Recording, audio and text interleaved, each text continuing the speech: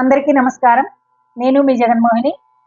తెలుగు సౌరభాల ఛానల్కి ప్రతి ఒక్కరికి స్వాగతం పలుకుతూ ఈ వీడియో ద్వారా ఒక మంచి పదం, ఆ పదం తాలూకు అర్థం, అది ఆచరించవలసిన అవసరం, ఆ పదం యొక్క విలువ మొదలైన విషయాల్ని ఈ వీడియోలో తెలుసుకుందాం. ఇంతకీ ఆ పదం ఏమిటో తెలుసా? క్షమ. What is the meaning of Kshama? Kshama means ఓర్పు. ఆంగ్లంలో పేషెన్స్ అంట. పేషెన్స్ లేకపోతే పేషెంట్ అయిపోతా ఉంటూ ఉంటారు సరదాగా. ఈ పేషెన్స్ అనేది ఎంత ముఖ్యమంటే, మనం దేనిని సాధించాలన్నా ఓర్పు ఉండాలి. కానీ ఈవేళ అదే కరువైపోయింది. ఎల్కేజీ పిల్లల దగ్గర నుంచి 80 ఏళ్ల వృద్ధుల వరకు కూడా ఈ ఓర్పు అనేది అస్సలే లేదు. ప్రతి రంగంలోనూ, కుటుంబ వ్యవస్థలోను, విద్యా వ్యవస్థలోను, వ్యాపార రంగంలోను, రాజకీయ రంగంలోను, ప్రతి చోట ఓర్పు లేదు. కొత్తగా ఒక పార్టీ వచ్చిందనుకోండి, ఆ పార్టీ చేసేటటువంటి పనులన్నీ పూర్తయ్యే వరకు ప్రజలు ఓర్చుకోలేకపోతున్నారు. వెంటనే అయిపోవాలి, హామీలు అమలు చేసేయాలి. అభివృద్ధి కొంచెం కుంటు పెడితే ఆ పార్టీ మంచిది కాదు, ఇంకో పార్టీకి ఓటేసేస్తాం మనం. ప్రతి చోట ఇప్పుడు నేను ఒక వీడియో చేశాను అనుకోండి, ఆ వీడియో 5 నిమిషాలు మించి కనుక నేను ఏదైనా విషయం చెప్తే దాన్ని చూడలేరు పూర్తిగా. ఏం చేత అంత టైం మనకు ఉండదు, అంత ఓర్పు లేదన్నమాట. ఇది ప్రతి రంగంలోనూ, కుటుంబ వ్యవస్థలో కూడా ఏదైనా ఒకటి అనుకుంటే వెంటనే అయిపోవాలి. తల్లిదండ్రులు పిల్లల మధ్య కూడా ఇదే వస్తుంది వేళ. పిల్లలు ఏదైనా అడిగితే తల్లిదండ్రులు వెంటనే కొనేయాలి. అలాగే చదివేటప్పుడు పిల్లలు వెంటనే మార్కులు తెచ్చేసుకోవాలి. అస్సలు ఒక్క సెకను కూడా ఓర్చుకోలేరన్నమాట తల్లిదండ్రులు వేళ. ఆ ఒత్తిడి పిల్లల మీద విపరీతమైన ప్రభావాన్ని చూపిస్తోంది. చివరికి వాళ్ళ ఆత్మహత్యలకు కూడా దారి. ఓర్పు అనేది చాలా ముఖ్యం. దీనికి సంబంధించి మన కవులు మనకి ఎన్ని రకాలుగా చెప్పారో ఈ వీడియో ద్వారా తెలుసుకుందాం. ప్రపంచ క్షమా దినోత్సవం సందర్భంగా మీ అందరి కోసం ఈ వీడియో. క్షమ కవచంబు క్రోధమది శత్రువు అంటారు ఏనుగు లక్ష్మణ కవి గారు. క్షమ అనేది మనకి కవచం లాంటిది. క్రోధము శత్రువు, తన కోపమే తన శత్రువు. సుమతి శతకంలో బద్దెన గారు అంటారు కదా, తన శాంతమే తనకు రక్ష. అందుకని క్షమ అనేది చాలా ముఖ్యం. ఇంకా క్షమ కలిగిన సిరి కలుగును, క్షమ కలిగిన వాణి కలుగు సౌఖ్యములెల్లన్, క్షమ కలుగదోన కలుగును, క్షమ కలిగిన మెచ్చు శౌరి సదయుడు తండ్రి. క్షమ ఉంటేనే సంపదలు కలుగుతాయి, క్షమ ఉంటేనే సరస్వతీదేవి అనుగ్రహం లభిస్తుంది, క్షమ ఉంటేనే సుఖాలు కలుగుతాయి. అన్ని ఏది లభించాలన్నా క్షమ ఉండాలి. ఆ క్షమతో మనం పూజిస్తేనే భగవద్ అనుగ్రహం కూడా కలుగుతుంది నాయన అని జమదగ్ని మహర్షి తన కుమారుడైన పరశురాముడికి చెప్పినటువంటి పద్యం అన్నమాట ఇది.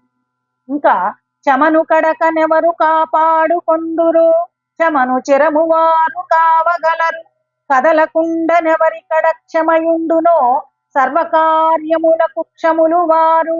ఇక్కడ క్షమ అనే పదం 2 విధాల అర్థాలుగా ఉపయోగపడింది చూడండి. క్షమను కడకనెవరు కాపాడు కొందురో, ఓర్పుని ఎవరైతే చివరి వరకు అనుసరిస్తారో, ఓర్పుగా ఉంటారో వాళ్ళు ఈ భూమండలాన్నే పరిపాలించగలరు. 2వ పాదంలో క్షమ అనే పదానికి భూమి అని అర్థం. 3వ పాదంలో కదలకుండనెవరి కడ క్షమయుండునో, ఎవరి దగ్గరైతే ఈ క్షమ అనేది నిశ్చలంగా ఉంటుందో, ఇది ఒక పనిలో ఉండడం, ఒక పనిలో ఉండకపోవడం కాకుండా సర్వకాల సర్వావస్థలందును జీవితం ఉన్నంత వరకు కూడా ఈ ఓర్పు అనేది పాటిస్తే సర్వకార్యములకు క్షములు వారు, వారు ఏ పని చేయడానికైనా సమర్థులు కాగలుగుతారు అని ఈ పద్యం యొక్క భావం అన్నమాట. ఇంకా ఇంకో చిన్న కథ ఏమిటంటే, విశ్వామిత్ర మహర్షి రామలక్ష్మణులని యాగ సంరక్షణార్థం తీసుకెడుతూ ఉంటాడు కదా రామాయణంలో. అలా వెడుతూ ఉన్నప్పుడు వాళ్ళకి క్షమ గురించి చెప్తూ ఒక కథ చెప్తారనమాట. ఆ కథని ఇప్పుడు తెలుసుకుందాం మనం. కుశనాభుడు అనేటటువంటి ఒక ఆయనకి 100 మంది కుమార్తెలు ఉన్నారట. ఈ 100 మంది కూడా ఒక రోజున వన విహారానికి వెళ్ళారు. వెడితే అక్కడ ఈ 100 మందిని వాయుదేవుడు చూసి ఇష్టపడ్డాట. చాలా అందంగా ఉంటారట 100 మంది. పెళ్లి చేసుకుంటాను అన్నాడు వాయుదేవుడు. అప్పుడు వాళ్ళు అన్నారు, మా అందరికీ అంగీకారమే, అయితే మా నాన్నగారితో ఒక మాట చెప్పండి మీరు వచ్చి అన్నారు. అయితే ఈయనకి నేనేమిటి సర్వవ్యాపకుణ్ణి కదా, నేను మీ తండ్రి దగ్గరికి రావడం ఏమిటి అని చెప్పి కొంచెం అహంకారం కలిగి ఈయనకి ఆ 100 మందిని కూడా అందవికారులుగా మార్చేశాడు. వాళ్ళు ఏమనలేదు పాపం, అలాగే ఓర్పుగా ఉన్నారు. విషయాన్ని తండ్రికి విన్నవించుకున్నారు వెళ్ళి. అప్పుడు ఆ తండ్రి ఆ కుమార్తెలతో చెప్పినటువంటి శ్లోకం ఏమిటంటే, క్షమాదానం క్షమాయజ్ఞ క్షమా సత్యం హి పుత్రిక క్షమాయస క్షమాధర్మ క్షమయా నిష్ఠితం జగత్. అమ్మా, క్షమే దానం, క్షమే యజ్ఞం, క్షమే సత్యం, క్షమే కీర్తి, క్షమే ధర్మం. ఈ జగత్తంతా కూడా క్షమతోటే నిండి ఉన్నది.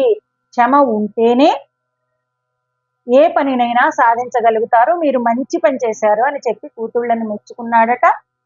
ఇది గమనించినటువంటి వాయుపుత్రుడు వాళ్ళ యొక్క క్షమని మెచ్చుకుని తను గర్వాన్ని అణుచుకుని వీళ్ళని సౌందర్యవతులుగా మళ్ళీ ఆశీర్వదించి ఆ 100 మందిని వివాహం చేసుకున్నట్ట. ఇది రామాయణంలో విశ్వామిత్రుడు రామలక్ష్మణులకి చెప్పినటువంటి కథనం.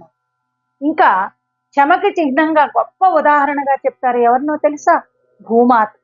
ఎందుకు? మనం తన్నిన, ఎక్కడైనా తవ్విన, మురికి చేసిన, ప్లాస్టిక్ వ్యర్థాలు పడేసిన, భూమినంతా కలుషితం చేసిన ఆవిడ ఏమీ మాట్లాడ. ఎక్కడైనా ఈయన నిప్పు కణాలు పడేసాం అనుకోండి, అవి అంటుకుపోతాయి. బట్టల మీద పడేస్తే అంటుకుపోతాయి, ఇళ్ల మీద పడేసినా, ఏవైనా సామాన్ల మీద పడేసినా ఏమైపోతాయి, అవన్నీ రగులుకుని బూడిదైపోతాయి, బూడిద చేసేస్తాయి. అదే మామూలు భూమి మీద పడేయండి, భూమాత ఏమీ పట్టించుకోదుట. కాసేపు వెలిగి వెలిగి వెలిగి అవే బూడిదైపోవాలి తప్ప భూమి ఏమాత్రము స్పందించదు. ఓకే, అందుకని క్షమకి చిహ్నంగా భూమిని చెప్తారు. ధరణిలాగా మనం ఆ ఓర్పుని అలవరుచుకుంటే ఎంతటి కోపజ్వాలలైనా, ఎంతటి కుటిల కుయుక్తులైనా కూడా వాటిని మనం దహించేయచ్చు సుమా. ఓర్పు అనేది చాలా ముఖ్యం. ఇది నిన్నటి తరం ఆచరించి చూపించారు కనుకనే నేటి తరానికి మంచి సమాజాన్ని అందించారు. నేటి తరమైన ఇప్పటి ఉన్నటువంటి యూత్ వీళ్ళందరూ కూడా దీన్ని ఆచరిస్తే రేపటి తరానికి మంచి సమాజాన్ని అందివ్వగలుగుతారు. ప్రస్తుతం కరువైపోయింది ఇదే. ఈ ఓర్పు అనేది అస్సలు ఎవ్వరి దగ్గర లేదన్నమాట. దయచేసి ఓర్పు అలవరుచుకోండి. ప్రతి దానికి కూడా ఏ పనైనా వెంటనే అయిపోవాలి, సెకన్ల మీద అయిపోవాలి అనుకోకండి. కొన్ని తలపెట్టిన పనులు తొందరగా అవుతాయి, కొన్ని పనులు ఆలస్యం అవుతాయి. ఎక్కడైనా ఒక్క మార్పు తక్కువ వస్తే ఓర్పు నశించిపోయి ఆత్మహత్యల దాకా వెళ్ళకండి దయచేసి. ఓకే, యూత్కి చెప్తున్నా. అలాగే చిన్నపిల్లలు, చదువుకునే పిల్లలు, చిన్నపిల్లలకు కూడా ఓర్పు ఉండట్లేదు. కానీ తల్లిదండ్రులకు కూడా చెప్తున్నా, పిల్లలు పాఠశాలలో చేర్చిన వెంటనే పెద్దవాళ్ళు అయిపోవాలి, 100 మార్కులు 100 వచ్చేయాలి అనుకోకండి. నేర్చుకునే స్థితిలో వాళ్ళు ఉన్నారు. అన్నీ నేర్చేసుకుని మనం ఉన్నాం. అన్నీ నేర్చేసుకుని అంటే సర్వజ్ఞాన సంపన్నులమని కాదు. జీవితంలో ఒక ఒడ్డెక్కిన వాళ్ళం మనం. జీవితంలో అప్పుడప్పుడే వాళ్ళు మొగ్గ తొడుగుతున్న పిల్లలు. వాళ్ళని ఓర్పుతోటి సాకండి. మంచి సమాజాన్ని రేపటి తరానికి అందిస్తారని ఆశిస్తూ ప్రపంచ క్షమా దినోత్సవం సందర్భంగా ఈ వీడియోని మీకు అందిస్తున్నాను. ఈ వీడియో కనుక మీకు నచ్చినట్టయితే లైక్ చేయండి, షేర్ చేయండి, సబ్స్క్రైబ్ చేయండి. మీ అందరూ సబ్స్క్రైబ్ చేస్తారని క్షమతో ఎదురు చూస్తూ ఉంటాను. అలాగే మరో మంచి వీడియోతోటి మీ ముందుంటాను. Thank you.